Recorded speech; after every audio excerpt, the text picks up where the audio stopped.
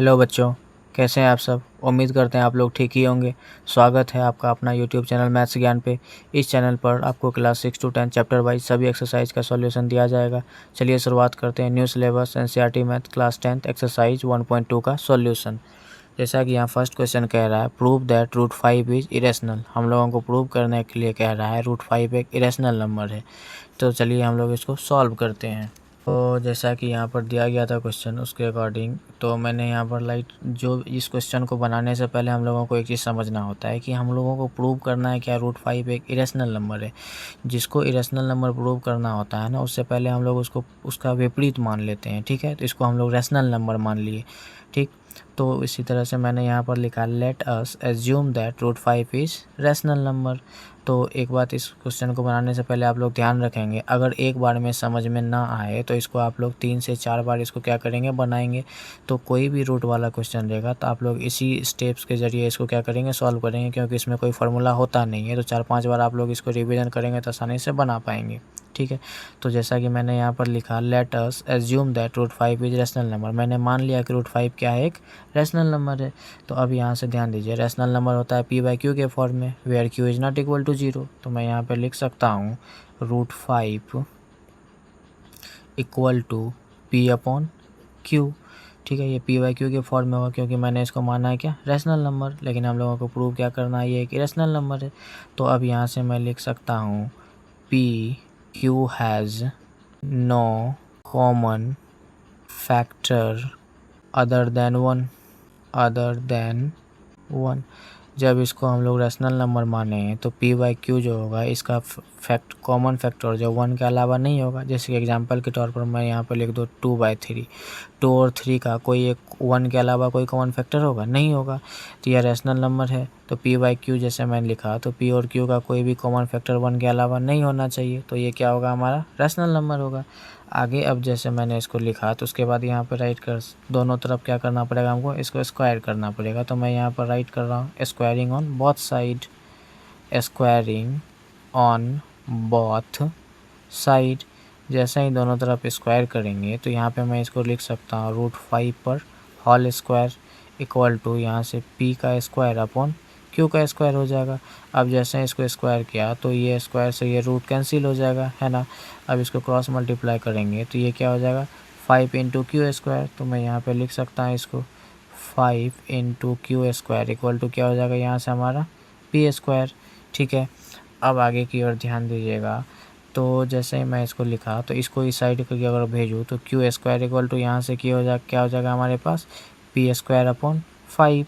ठीक है, Q square equal to इसके साथ इंटू में इधर क्यू रहेगा तो डिवाइड में हो जाएगा। अब यहाँ से ध्यान दीजिएगा, 5 जो है p स्क्वायर से क्या हो रहा है, डिविजिबल हो रहा है। तो यहाँ से मैं इसको राइट कर सकता हूँ 5 डिवाइड्स p स्क्वायर। 5 क्या कर रहा है, p स्क्वायर को डिवाइड कर रहा है। तो उसी तरह से 5 भी हमारा क्या होगा, डिवाइड करेगा p को।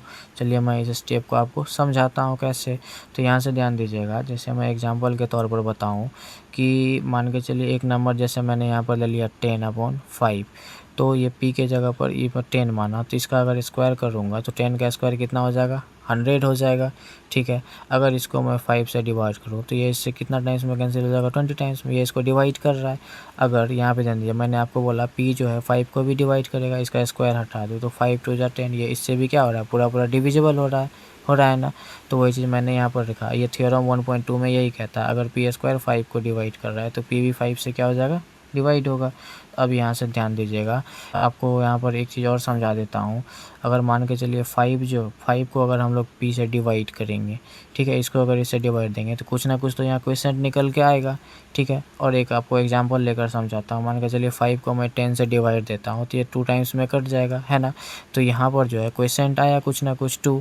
तो यहाँ पर अब हम लोग लिख सकते हैं क्या, तो p इक्वल टू, यहाँ से ध्यान दीजिएगा, p इक्वल टू 5c। मान के चलिए p जो ये वाला नंबर है ना, 10 के प्लेस पर हम लोग p माने, और ये q ये 5 है, और क्वेश्चन इसके प्लेस पर कुछ आएगा, क्वेश्चन के प्लेस पर ये कांस्टेंट टर्म यहाँ पर मैंने c मान लिया। ठीक है, तो अब यहाँ ध्यान दीजिएगा, ये इसके और ये इसके इक्वल कैसे हुआ ये बात भी आप लोग समझ ही लीजिए। p के प्लेस पर क्या रखे हम 10 रखे, ठीक है। ये 5 इंटू सी कॉन्स्टेंट टर्म, ये क्विसेंट है, ये 2, तो 10 जो है ये इसके इक्वल आ गया, ये दोनों आपस में इक्वल आ गया। मैंने आप लोगों को एग्जांपल के तौर पर बताया, इसीलिए p जो है 5c के इक्वल होगा। ये p है, ये 5 इंटू सी, ये कॉन्स्टेंट टर्म 5 2 10, ये दोनों भी आपस में क्या होगा इक्वल होगा, p इक्वल टू 5c मैंने इसको मान लिया। अब उसी तरीके से क्या करेंगे, दोनों तरफ फिर से जैसे मैंने ऊपर में स्क्वायर किया, यहाँ भी क्या करूँगा स्क्वायर करूँगा। तो यहाँ से राइट कर सकते squaring on both side, squaring on both side. जब दोनों तरफ हम लोग स्क्वायर करेंगे तो यहाँ से क्या हो जाएगा, p पर स्क्वायर करेंगे तो ये हो जाएगा p स्क्वायर, और 5c पर भी स्क्वायर कर देते हैं होल पर। तो यहाँ से हमारे पास 5c, 5 का स्क्वायर 25, और c का स्क्वायर क्या हो जाएगा c का स्क्वायर। अब यहाँ से ध्यान दीजिए स्क्वायर का वैल्यू क्या निकल के आया है 5q का स्क्वायर। p स्क्वायर जो है किसके इक्वल आया है 5q के स्क्वायर। तो p स्क्वायर के जगह पर यहाँ से ध्यान दीजिए p स्क्वायर के जगह पर हम लोग राइट कर सकते हैं 5q का स्क्वायर, तो वही मैं राइट कर रहा हूँ। p स्क्वायर के जगह पर क्या राइट कर देता हूँ 5q का स्क्वायर, और इसका स्क्वायर क्या हो जाएगा 25, और c का स्क्वायर इस पर c स्क्वायर, ठीक है। अब यहाँ से 5 से 25 कट सकता है, 5 5 जा 25 है ना। जब ये 5, अब मैं इसको यहाँ पे राइट ही कर देता हूँ, क्यू स्क्वायर इक्वल टू क्या हो जाएगा 5c का स्क्वायर, ये इसके साथ मल्टीप्लाई में, इसको इधर की ओर भेजेंगे तो ये किस में आ जाएगा डिवाइड में आ जाएगा। तो यहाँ से क्यू स्क्वायर अपॉन इसको हम लोग लिख सकते हैं क्या 5 इक्वल टू c स्क्वायर, ठीक है। अब यहाँ से ध्यान दीजिएगा 5 जो है यहाँ से 5 डिवाइड्स क्यू स्क्वायर, तो 5 भी क्यू को क्या करेगा डिवाइड करेगा, तो वही चीज़ मैं यहाँ पे राइट करूँगा क्या, तो 5 divides q square as it is उसी तरीके से क्या करेगा 5 डिवाइड्स क्यू, 5 जो है क्यू को भी क्या करेगा डिवाइड करेगा।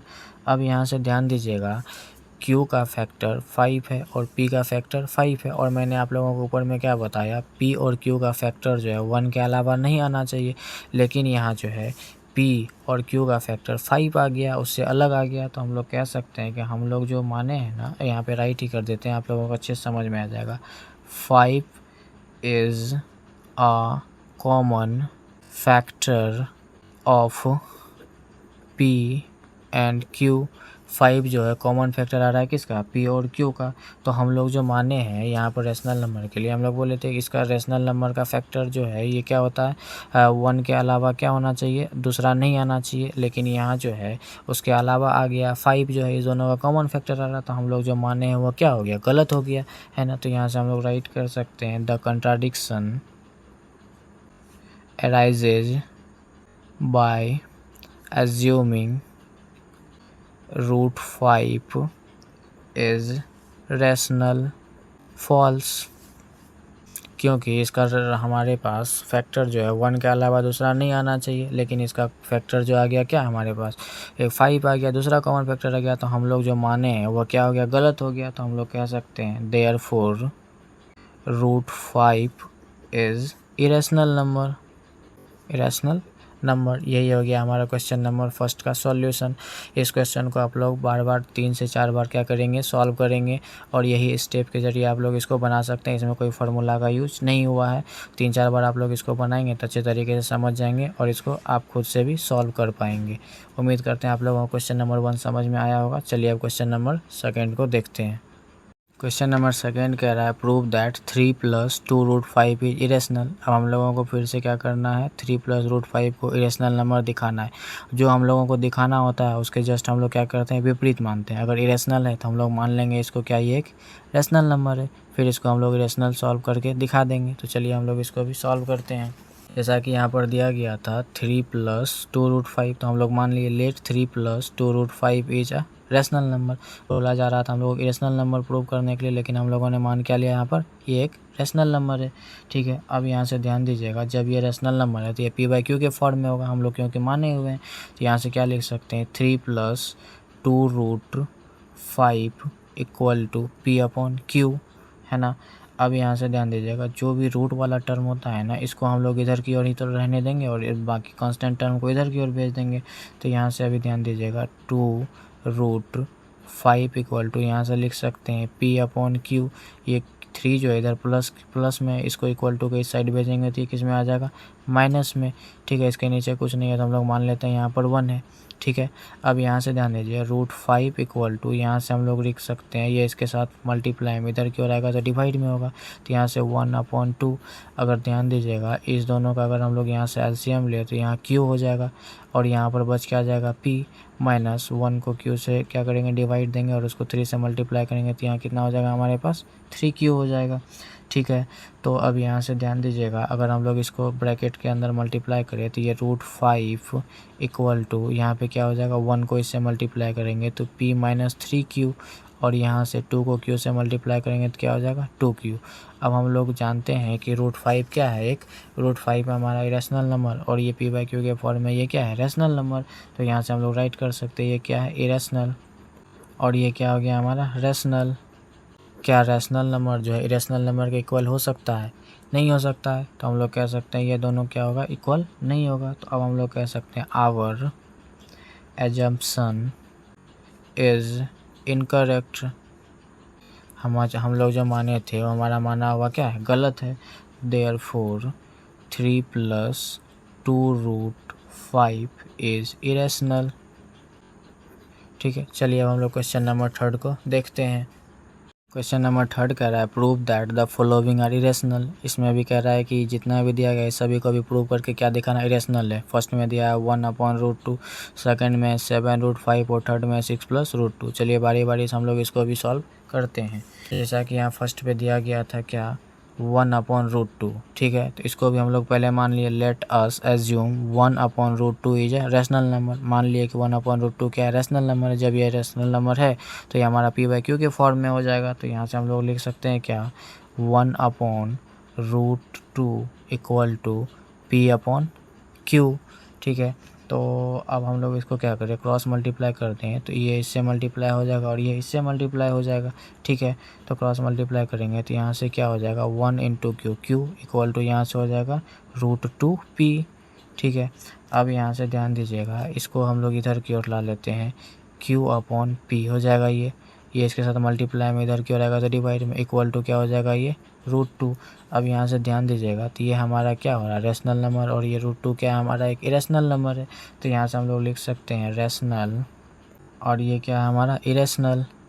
क्या रेशनल नंबर इरेशनल नंबर के इक्वल हो सकता है? नहीं, तो हम लोग फिर से वही चीज़ लिखेंगे आवर एजम्पशन इज इनकरेक्ट।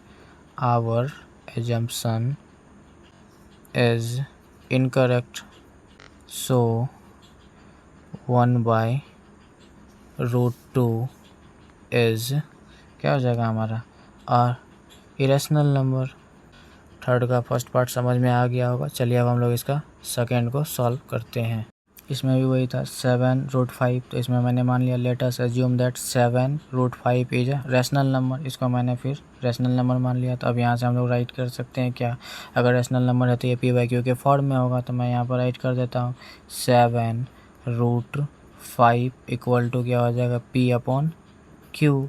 ठीक है, अब यहाँ से रूट वाले टर्म को इधर की ओर ही रख देते हैं। तो यहाँ से √5 इक्वल टू यहाँ से क्या हो जाएगा p/7q, क्योंकि इसके साथ ये मल्टीप्लाई में इधर की ओर आएगा तो डिवाइड में। यहाँ पे इसको मैं राइट कर सकता हूँ 7q। अब यहाँ से ध्यान दीजिएगा ये एक इरेशनल नंबर है और ये एक रैशनल नंबर है। इधर की ओर मैं राइट कर देता हूँ इरेशनल और ये क्या है रैशनल। क्या रैशनल नंबर इरेशनल नंबर के इक्वल होगा? नहीं, तो यहाँ से मैं राइट कर दिया our assumption is incorrect, therefore 7√5 is a irrational number। और थर्ड में क्या था 6 + √2। इसको भी हम लोगों को इरेशनल नंबर दिखाना है तो मैंने फिर से यहाँ पर राइट कर लिया 6 + √2 इज अ रैशनल नंबर। मान लिए 6 + √2 क्या है एक रैशनल नंबर है।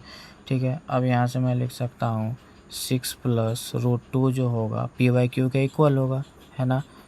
मैं यहाँ पे राइट कर दिया। अब यहाँ से ध्यान दीजिएगा √2 को अगर हम लोग इधर की ओर ही रखें तो ये इधर प्लस में है तो ये इसको इक्वल टू के साइड लेके जाएंगे तो किस में आ जाएगा माइनस में। तो p/q क्यू माइनस यहाँ पे क्या हो जाएगा 6, इसके नीचे कुछ नहीं है तो हम लोग 1 मान लेते हैं और फिर से इसका क्या करते हैं एलसीएम ले लेते हैं। तो यहाँ से मैं राइट कर देता हूँ √2 इक्वल टू यहाँ पर क्या हो जाएगा नीचे में क्यू, इसको इससे डिवाइड देंगे 1 को p से मल्टीप्लाई करेंगे p माइनस इसको इससे डिवाइड देंगे क्यू को 6 से मल्टीप्लाई करेंगे तो यहाँ से क्या हो जाएगा हमारे पास 6q। ठीक है, अब यहाँ से आप ध्यान देंगे तो ये हमारा क्या है एक इरेशनल नंबर है और ये एक रेशनल नंबर के फॉर्म में है। तो मैं यहाँ से लिख देता हूँ ये क्या चीज़ है इरेशनल और ये हमारा क्या है रेशनल नंबर। क्या इरेशनल नंबर रेशनल नंबर के इक्वल हो सकता है? नहीं हो सकता, तो मैंने इसको कट कर दिया। तो अब हम लोग कह सकते हैं our assumption is incorrect, therefore 6 + √2 is a irrational number. उम्मीद करते हैं आप लोगों को क्वेश्चन नंबर 3 भी अच्छे तरीके से समझ में आ गया होगा। अगर आपको वीडियो अच्छा लगा हो तो चैनल को लाइक, सब्सक्राइब एवं कमेंट ज़रूर करें और अपने दोस्तों के साथ शेयर करें। धन्यवाद।